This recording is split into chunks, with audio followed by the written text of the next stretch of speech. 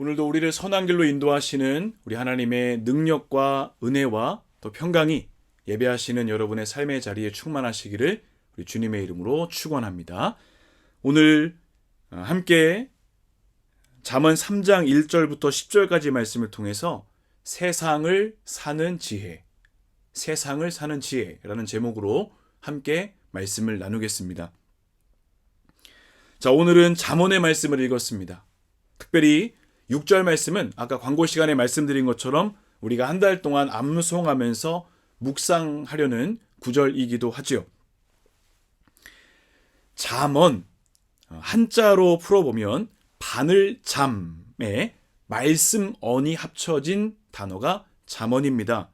그러니까 바늘로 찌르는 말씀이다, 이렇게 해석을 할 수 있지요. 그만큼 우리가 나쁜 길로 빗나가지 않도록 인도해주는 말씀이 잠언이다. 따끔하게 가르치면서 우리를 깨우쳐주는 말씀이 잠언이다. 이렇게 말씀을 볼 수가 있습니다. 자, 그러면 잠언의 핵심이 금방 드러나죠. 잠언은 멀리 떨어져 있는 말씀이 아니라 우리 일상생활에서 구체적으로 활용할 수 있는 지혜의 말씀입니다. 이 잠언을 일본어 성경에서는 이렇게 말합니다. 지혜의 샘이라고 부릅니다. 지혜의 샘. 이렇게 번역을 합니다. 그러니까 말씀을 읽는 사람들이 이 잠언의 말씀을 읽으면 하늘의 지혜를 얻는다 해서 지혜의 샘이라고 부릅니다.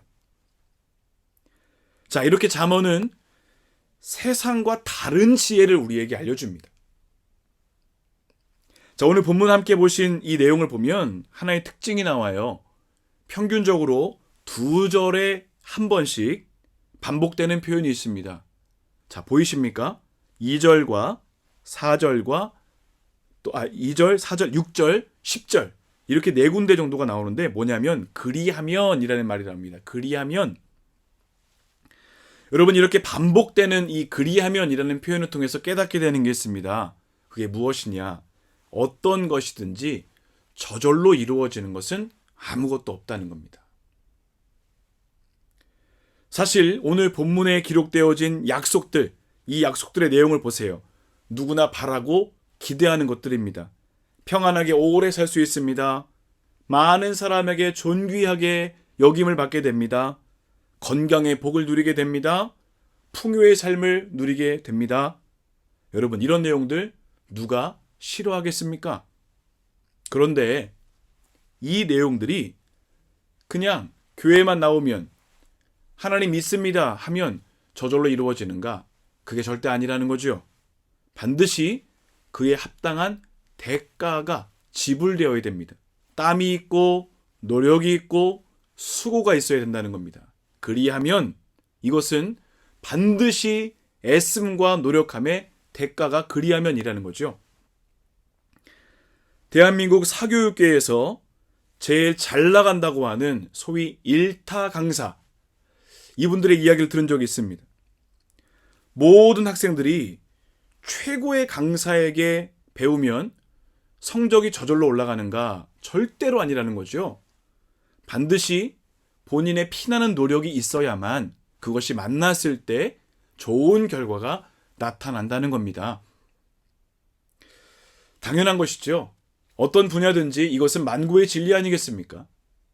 신앙도 마찬가지라는 겁니다. 오늘 본문은 우리가 그리하면 뒤에 나오는, 그리하면 다음에 나오는 이 은혜를 막 기대하고 있는데 그 기대하기 이전에 마땅히 그에 대한 합당한 대가를 지불해라. 이것을 지금 먼저 우리에게 교훈하고 있습니다. 이제 우리가 비록 세상에 살고 있지만 세상의 경험과 지식이 아니라 하늘의 지혜, 하늘의 지혜로 살아가는 방법, 그래서 세상을 지혜롭게 살아가는 방법이 무엇인가?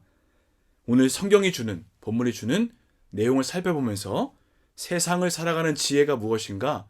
함께 영적인 교훈과 은혜를 나누겠습니다. 첫 번째로는 적극적으로 말씀을 붙들라 하는 것입니다. 적극적으로 말씀을 붙들라. 자, 오늘 1절과 3절입니다. 내 아들아 나의 법을 잊어버리지 말고 너의 마음으로 나의 명령을 지키라. 3절입니다. 인자와 진리가 내게서 떠나지 말게 하고 그것을 내 목에 매며 내 마음판에 새겨라. 자, 1절에서 아버지가 아들에게 교훈합니다. 자, 그런데 여기서 어떤 법을 주지요. 자, 이 법은 무엇인가요? 통상 하나님의 말씀이라고 우리는 해석할 수 있습니다. 그리고 1절의 후반절에 나오는 나의 명령, 이것도 하나님의 말씀이라고 해석이 가능합니다. 자, 여기서 본문이 전하려고 하는 핵심 포인트가 있어요. 말씀을 어떻게 대할 것이냐, 태도, 말씀을 대하는 태도를 다루고 있습니다. 자, 우선 1절에서 강조하는 태도를 볼까요? 뭐라고 이야기합니까? 잊어버리지 말아라. 기억하는 태도. 기억하는 태도. 기억이 중요하다는 것이죠. 기억. 미국 캘리포니아주 어바인 대학의 학습과 기억 신경학센터, 학습과 기억 신경학센터에서 4명의 사람이란 이야기가 있습니다. 관계자들은 이 4명의 사람들을 이렇게 불러요. 슈퍼 메모리, 슈퍼 메모리. 이 4사람의 공통점이 있는데 인생에서 어느 특정한 시점 이후부터 자신의 삶에서 일어나는 모든 내용들을 하나도 빠짐없이 다 기억한다는 겁니다. 예를 들어서 몇 년, 몇 월, 며칠 이렇게 이야기를 하면 그날에 있었던 일들이 비디오처럼 앞에 선명하게 펼쳐진다고 하죠. 여러분 생각해 보세요. 이런 사람들 얼마나 피곤할까요? 때로는 잊고 살아가는 것이 우리의 정신건강에도 참 중요한데 하나도 빠짐없이 다 기억한대요. 얼마나 힘들겠습니까? 살면서 잊고 싶은 것들이 얼마나 많을까요? 그런데 다 기억하면서 삽니다. 고통스럽죠. 그런 면에서 우리가 가끔씩 깜빡깜빡하고 무엇인가를 잊어버린다는 것, 이것 또한 여러분 하나님의 은혜입니다. 오히려 감사할 제목인 것이죠.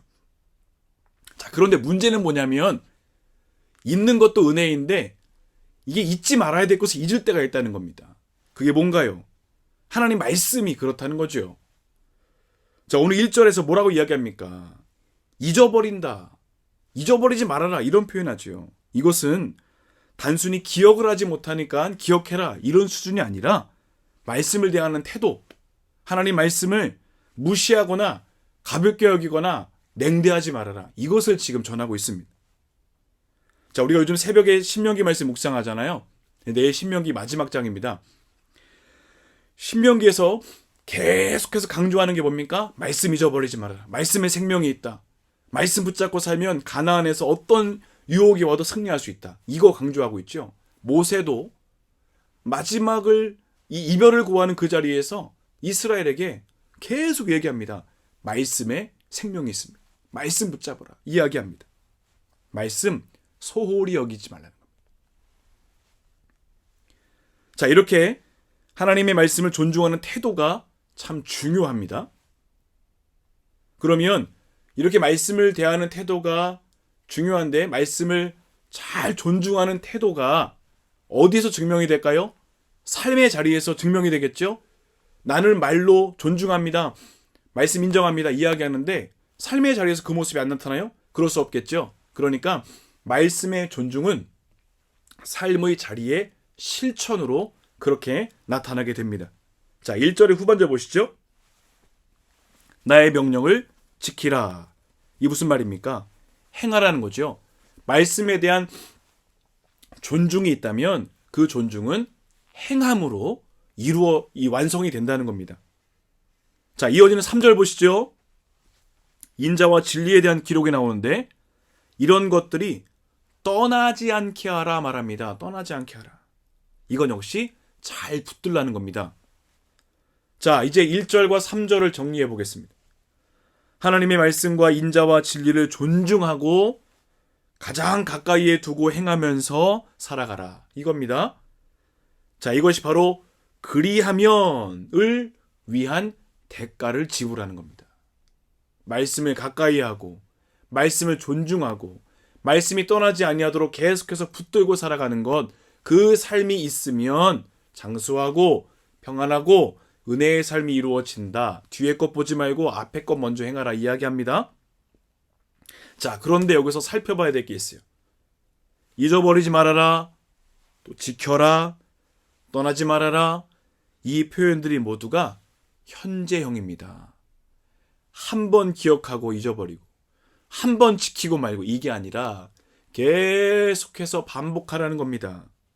날마다 끊임없이 하나님 말씀을 기억하면서 삶에서 행하고 그 사랑과 진리 안에 거하기 위해 몸부림쳐라, 노력해라.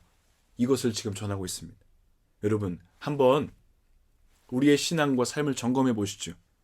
우리는 지금 말씀을 가까이 하기 위해서 몸부림치고 있는가? 애쓰고 있는가?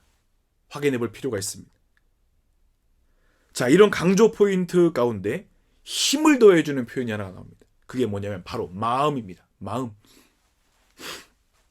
자, 오늘 본문에 나오는 마음이라는 말은 단순히 인간의 감정만 담아내는 그릇이 아니라 인간의 지성, 그리고 정성, 의지를 함께 포함하는 겁니다. 지정의를 함께 포함하는 겁니다.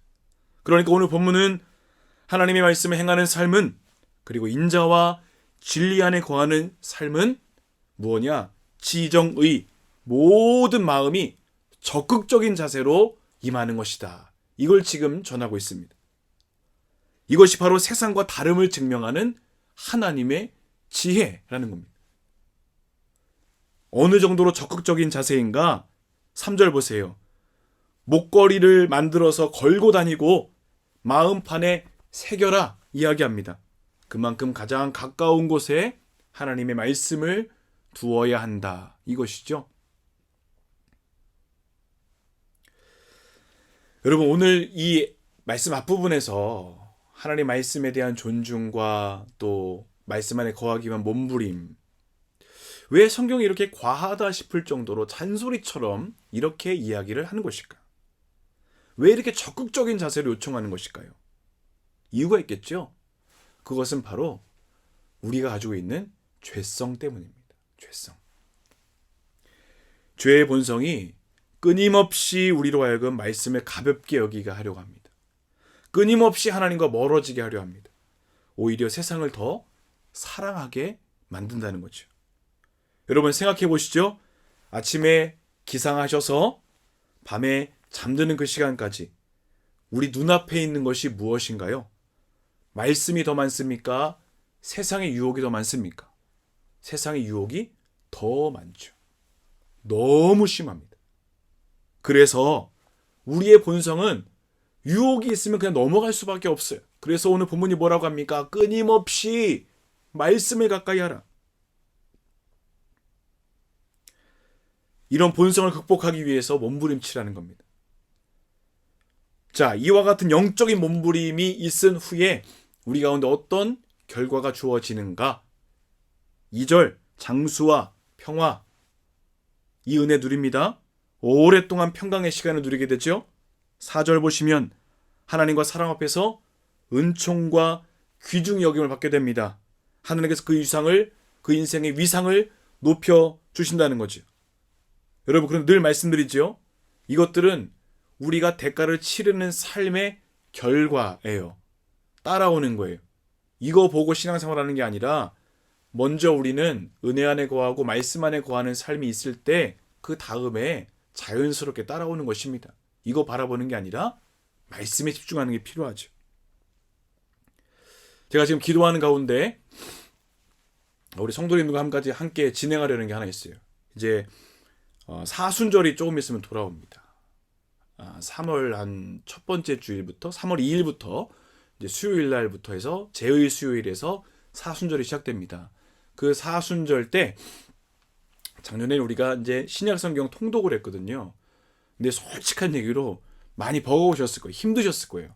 근데 이번에는 어떻게 하려고 하냐면 40일 동안에 하나님 말씀을 이렇게 구간을 정하겠습니다. 구간을 정해서 말씀 안에 거하기 위한 노력을 하는 거예요. 뭐냐면 우리 성도님들이 요즘은 다 스마트폰 가지고 계시니까 말씀을 그 구간을 이렇게 하루씩 담당을 두어서 말씀을 녹음을 하고요. 그 녹음을 우리 이제 뭐 단톡방에 어디다 올리면 그 말씀을 다 같이 듣고 묵상하면서 한 달 10일의 시간을 이제 보내는, 그 사순절을 보내는 그런 일들을 지금 기도하고 있습니다. 그래서 제가 먼저 샘플로 며칠 동안 해드릴 거예요. 해드리고 여러분 이제 부담 없이 또 일에 또 원하시는 분들 함께 뭐 다 하시면 좋겠지만 어려우신 분들은 또 어쩔 수 없죠. 그렇지만 어쨌거나 우리가 말씀에 가까이 하고 말씀에 노출되기 위한 몸부림 뭐든지 한번 해보려는 겁니다. 이런 노력을 통해서 또 말씀 안에 거하는 귀한 은혜를 누리게 되겠죠. 여러분 이번 한 주간 우리가 다시 한번 개인적으로 적극적으로 말씀을 가까이 하시고 인자와 진리 안에 거하는 이 영적 몸부림을 통해서 하나님께서 예비하신 모든 귀한 은혜 다 누리시기를 우리 주님의 이름으로 간절히 축원합니다. 두 번째로는 겸손하게 하나님을 의지하라는 것입니다. 겸손하게 하나님을 의지하라. 자, 이제 5절부터 보시면 다시 한번 마음에 대한 부분을 강조합니다. 마음은 뭐라고 했습니까? 지정의가 다 있는 것, 적극적인 태도가 오늘 본문의 마음입니다. 자, 그래서 말씀을 가까이 하는 것과 인자와 진리 안에 거하는 것, 이것에 적극적인 자세가 필요하다. 그랬습니다. 자, 그러면 5절에서는 어떤 적극성이 필요할까요? 자, 5절 안에는 두 가지의 적극적인 이 자세가 나옵니다. 그 하나가 무엇이냐? 하나님을 신뢰하는 적극성입니다. 하나님을 신뢰하는 적극성. 한 목회자가 으슥한 이 밤에 산길을 가고 있었습니다. 그런데 그만 실족해서 떨어지게 돼요. 그런데 다행히 나뭇가지 하나를 움켜쥐어서 목숨을 건지게 되었습니다. 그리고 그가 나뭇가지를 붙잡고 소리를 지릅니다. 위에 누구 없습니까? 살려주세요. 도와주세요. 그때 대답이 들려옵니다. 내가 여기 있다. 누구십니까? 네가 믿는 하나님이다. 하나님, 저를 살려주시면 정말 이제 남은 인생 더 주님 위해 살겠습니다. 그가 결단을 합니다. 하나님이 대답하세요. 그러면 지금 잡고 있는 가지를 놓아라. 그러면 살 거야. 하나님이 이거 놓으면 제가 죽는데요. 떨어지는데요. 안 될 것 같습니다. 아니다. 나를 믿고 놓아봐. 살 수 있어. 그러자 한참 동안 침묵이 흘렀습니다.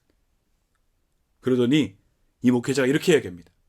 혹시 위에 하나님 말고 다른 분 안 계십니까? 이렇게 물어봅니다. 여러분, 사실 우리가 신앙생활하면서 제일 어려운 부분 가운데 하나가 바로 이거 아닐까요? 하나님을 향한 신뢰를 가지고 살아가는 것. 아니요, 신뢰를 놓치지 않는 것이죠. 이게 참 어려운 것 같습니다. 여러분, 왜 이렇게 우리가 하나님을 신뢰하는 것이 어려울까요? 정말 신앙생활 잘하고 싶은데 이게 잘 안 되는 분들이 있어요. 신뢰하고 싶은데 하나님을 향한 신뢰가 잘 안 될 때가 있어요. 자, 오늘 본문에서 답이 나와요. 그게 뭐냐 봤더니 내 힘으로 내가 무엇인가를 하려는 시도가 하나님을 향한 불신이 된다는 겁니다. 그래서 우리에게 연관해서 또 하나 필요한 적극성이 뭐냐? 그게 바로 나 자신을 부인하는 적극성. 적극적으로 나 자신을 부인하는 겁니다. 예수님도 말씀하셨죠? 나를 따르려거든, 제자가 되려거든 자신을 부인하고 내 스스로가 적극적으로 날마다 나를 부인하고 주님을 따라가라는 겁니다. 오늘 본문도 마찬가지예요. 주님께서 허락하시는 은혜를 맛보려면, 하나님을 향한 신뢰를 잘 쌓아가려면 우리가 적극적으로 나 자신을 날마다 부인하라는 겁니다. 자, 5절의 후반절 보세요. 너의 명철을 의지하지 말아라. 적극적인 부정이죠. 이유가 뭡니까? 인간의 명철을 의지해봤자 얻어지는 거 하나도 없습니다. 손해만 봐요. 여러분 다 경험해 보셨죠? 사람 의지했다가, 사람 더 신뢰했다가 오히려 더 관계 깨지고 멀어지는 일들이 얼마나 많습니까? 손해보는 일 더 많죠. 오늘날 인공지능이 발달하면서 인간의 영역과 능력은 계속해서 지경이 확장됩니다. 그래서 현대인의 착각이 있어요. 인간의 지식과 능력으로 모든 것을 할 수 있다. 교만의 바벨탑을 쌓아갑니다. 그런데 보시죠. 우리는 여전히 스스로 해결할 수 없는 문제가 더 많습니다. 그뿐인가요? 때로는 인간의 미약함으로 인해서 좌절할 때가 얼마나 많습니까? 지금 우리가 지나고 있는 2년 동안 지나고 있는 이 코로나가 딱 그 상황인 거죠. 이겨낼 수 있는 방법이 아무것도 없어요. 고생만 하고 있습니다. 그런데 무슨 인간이 똑똑하다고 명철이 있다고 자랑하겠습니까? 자랑할 거 없습니다. 그러므로 오늘 본문이 말합니다. 우리에게 어떤 적극성이 필요한가요? 나 자신을 부인하는 적극성. 그래야 하나님을 온전히 신뢰할 수 있다는 겁니다. 그러니까 하나님을 신뢰하기 이전에 필요한 게 뭐예요? 나의 약함을 인정하는 것. 여기서 출발하면 하나님을 향한 신뢰가 온전히 쌓이게 된다는 겁니다. 그러니까 여러분 입술로만 주님 신뢰합니다. 그러면 내 힘으로 하는 게 아니라 주님 난 약합니다. 그러므로 주님을 신뢰합니다. 이 순서로 가야 된다는 거죠. 내 약함을 먼저 보라는 겁니다. 자, 6절 봅니다. 너는 범사의 그를 인정하라. 그리하면 내 길을 지도하시리라. 자, 보세요. 범사, 모든 일이죠. 범사의 그를 인정하래요. 하나님을 인정하래요. 그런데 뭐라고 했습니까? 하나님을 인정하기 이전에 먼저 무엇을 인정해야 돼요? 내 자신의 연약함. 주님, 나는 아무것도 아닙니다. 이걸 먼저 연약함을 고백하고 인정하는 것이 그 다음에 하나님을 인정하는 순서로 넘어갈 수가 있다는 겁니다. 모든 일에 자신의 연약함과 부족함을 인정하는 그 인생의 길을 하나님께서 온전히 인도하신다는 거죠. 제가 금요일인가도 말씀드렸어요. 하나님이 우리 인생의 지경을 넓히시는 것도 항상 좋은 일로, 성공하는 일로만 지경을 넓히시는가? 절대 아니라는 겁니다. 때로는 우리가 힘들고 어렵고 인생의 바닥과 고난의 상황을 지나고 있어도 하나님의 일하심이 멈추지 않는다면 우리의 지경은 계속해서 확장되어 감을 기억하라는 겁니다. 오늘 본문도 마찬가지입니다. 내 연약함을 인정하면 사람들에게 정말 인정받지 못하고 또 사람들에게 무시당할 것 같아요. 그러나 하나님 앞에서 내 연약함 인정하면 그때 하나님께서 우리의 길을 복되게 인도하신다는 겁니다. 참 신기합니다. 하나님이 우리의 길을 인도하실 때를 보세요.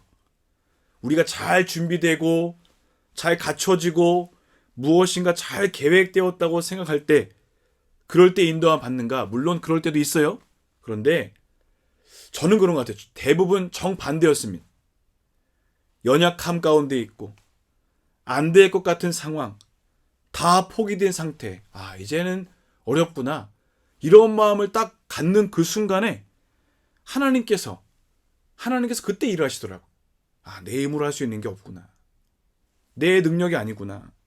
내 노력이 아니구나. 이때 주님이 일하시더라는 겁니다. 여러분, 이것이 바로 우리의 예상, 상식, 상상을 넘어서 일하시는 하나님의 방법이라는 겁니다. 우리 감리교회를 시작하신 존 웨슬리 목사님도 그랬죠. 웨슬리 목사님은 목사이면서 교수였습니다. 열정도 대단했습니다. 그래서 자원해서 선교사까지 갔다 오셨어요. 그런데 맺어진 열매가 없었죠. 왜냐하면 내 힘으로 하려니까. 그런데 올더스 게이트에서 인격적으로 말씀을 통해 성령님을 경험하고 나서 하나님의 강력한 능력으로 영국 사회를 개혁시키는 놀라운 일들을 감당하셨어요. 내 자신이 연약함으로 탁 떨어지는 그 순간에 하나님이 붙잡고 일하신다는 겁니다. 여러분, 연약함에 처한다는 것을 부끄러워하지 마십시오. 연약함에 처할 때 하나님은 우리를 그 순간에 붙잡으시고 길을 인도하신다는 것. 내 길을 인도하시는 것은 하나님이신데 내 힘으로 내가 이끌어가는 게 아니라 하나님이 인도하실 길을 보기 위해서 우리는 연약함을 인정하는 겁니다. 잠언 16장 9절은 이야기합니다. 사람이 마음으로 자기의 길을 계획할지라도 그 걸음을 인도하시는 이는 여호와시다. 아무리 계획을 많이 해도 하나님이 인도하셔야 돼요. 자, 여러분, 오늘 본문에서 범사의 그를 인정한다는 것, 자신의 연약함을 인정하는 것입니다. 자, 범사의 그를 인정하는 것의 또 하나의 의미가 뭐냐면 하나님께 맡겨드리는 거예요. 오늘 잠언 16장 9절 방금 보신 말씀도 그런 거예요. 하나님께 다 맡겨드리는 겁니다. 성경에서는 맡긴다는 표현을 이렇게 해석해요. 굴려버린다. 하나님께 내 문제를 다 굴려버리라는 거예요. 하나님께 맡기는 걸 잘했던 사람이 있죠? 다윗입니다. 시편 4편을 보면 그 모습이 참 잘 나와 있어요. 시편 4편에서 다윗은 저녁에 드리는 기도를 하는데 도망자로 살고 있던 다윗이 긴 하루를 보내고 나서 하나님께 기도하는 내용이 나와요. 시편 4편 8절 내가 평안히 눕고 자기도 하리니 나를 안전히 살게 하시는 이는 오직 여호와이시니라. 자신의 상황이 시간이 흐를수록 악화되지만 그러나 하나님께 맡기니까 평안히 잠을 청하게 되더라는 것입니다. 자, 오늘 본문도 마찬가지예요. 하나님께 맡기는 것, 내 자신의 연약함을 인정하고 고백하는 순간 주님께 맡겨드리는 게 되는 것이고, 맡겨드리는 그 순간 하나님께서 우리를 선한 길로 인도하신다는 겁니다. 내가 하려는 시도, 내 계획, 내 방법 다 맡기라 하나님께. 아브라함이 99세 때 하나님이 이미 아들 주시겠다 약속하셨던 그 꿈이 포기가 되죠. 근데 그때 하나님 일하시잖아요. 내가 전능한 하나님이에요. 하나님이 처음으로 자신을 전능하신 하나님으로 소개하죠. 불가능한 것을 가능하게 할 거야. 인간적인 노력과 계획이 내려놓아지는 그 순간 하나님은 일하십니다. 인간적인 가능성, 계획 포기할 때 내 삶이 같이 무너지는 것 같죠. 그러나 하나님은 일하십니다. 왜 내려놓지 못하나요? 내가 하니까. 여러분, 우리가 가지고 있는 모든 고민, 걱정, 문제들 그뿐입니까? 우리의 계획, 방법 다 하나님께 굴려 보내는 겁니다. 맡기는 겁니다. 그게 내 연약함을 인정하는 거죠. 그럴 때 하나님께서 새로운 길을 보여주시게 될 줄을 믿습니다. 자, 정리합니다. 범사의 그를 인정하라. 내 연약함을 고백하라. 그리고 하나님께 모든 것을 맡겨라. 이게 바로 하나님을 신뢰하는 방법인 것입니다. 자, 6절을 조금 더 볼까요? 우리가 범사의 하나님을 인정할 때 우리의 길을 지도하신다. 이렇게 나와 있습니다. 자, 여기서 지도하신다는 표현의 의미를 보면 평탄하다. 이런 의미가 있어요. 우리 주님께서 우리가 다 주님께 맡겨드릴 때 우리를 평탄의 길로 이끄신다. 하나님이 우리의 길을 인도하시는 방법, 평탄의 길입니다. 그런데 이 말씀의 좀 뜻을 조금 더 찾아보니까 저도 잘 몰랐는데 평탄하다 하면 그냥 아무 근심, 걱정, 염려 없이 그냥 쭉 정말 소위 시온의 대로가 열려지는 것처럼 그냥 활주로가 열려지는 것처럼 쭉 좋은 일들만 있으면서 갈 거다. 이런 건 줄 저도 알았는데 이 평탄하다의 의미를 또 보니까 이 안에 이런 뜻이 있어요. 좌로나 우로나 치우치지 않는다. 자, 이 해석을 좀 묵상하다 보니까 이런 생각이 들었습니다. 우리를 좌우에서, 우리가 가는 길의 좌우에서 우리를 흔들고 유혹하게 있는 일들이 있겠지만 하나님께 맡기는 인생은 옆에서 유혹이 와도 공격이 와도 앞으로 거침없이 나아갈 수 있는 능력을 허락하신다는 겁니다. 함께 하시기 때문이죠. 그러므로 평탄하게 간다는 것은 아무 걱정 없이, 문제 없이, 염려 없이 그냥 직진하는 그것이 아니라 여전히 우리 삶에 공격이 있고 또 원수의 유혹이 있다 할지라도 치우치지 않는 중심의 온전함으로 하나님이 우리의 걸음을 인도하신다. 이해가 되시죠? 하나님께 우리의 걸음을 맡길 때 하나님이 우리의 길을 지도하신다고 했습니다. 지도하시는 방법이 뭐냐? 평탄함인데 아무 문제 없이 평탄한 게 아니라 주변에 여전히 우리를 공격하는 세상의 공격과 유혹이 있어도 흔들리지 않고 앞으로 갈 수 있게 주님이 인도하신다. 이것입니다. 자, 우리가 2월 한 달 이 말씀 묵상하면서 살아가잖아요. 우리 주님께서 여전히 우리 삶의 자리, 여러분 내일부터 또 일터로 나가시면, 삶의 자리로 나가시면 옆에서 유혹하는 게 얼마나 많겠습니까? 그때에도 흔들리지 않도록 중심을 잘 잡아주시고 믿음으로 거침없이 앞으로 나가게 주님 역사하시게 되는 줄로 믿습니다. 여러분, 지금 우리가 지나고 있는 이 상황, 여러 가지로 위기이고 또 원수의 공격이 도사리고 있습니다. 그러다 보니까 우리가 더 불안한 마음 때문에 더 준비하고 더 계획해요. 내가 뭔가 막 하려 합니다. 그때 넘어지는 거예요.